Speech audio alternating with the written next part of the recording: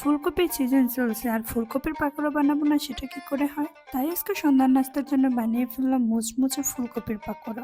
এটা বানাতে যেমন ইজি তেমন খেতে অনেক মজা।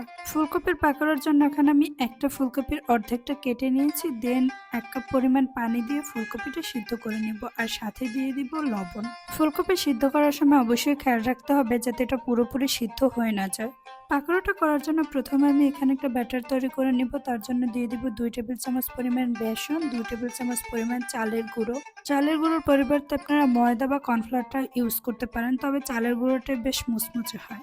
এরপর দিয়ে দিয়েছি মরিচের গুঁড়ো, সামান্য চাট মশলা আর কিছুটা লবণ। এরপর অল্প অল্প পানি দিয়ে ব্যাটারটা তৈরি করে নিব। পানি দেওয়ার সময় একটু খেয়াল করতে হবে যাতে পানিটা আবার বেশি না হয়ে যায়। ফুলকপিটা সিদ্ধ হয়ে গেলে পানি ঝরিয়ে ফুলকপিটা তুলে নিব। দেন একটা কড়াইয়ে তেল গরম করে ফুলকপিটা বেসনের মধ্যে চুবিয়ে ফ্রাই করে নিব। পাকোড়াটা রেডি হয়ে গেছে, এবার পরিবেশনের পালা। আজকের মতো টাটা।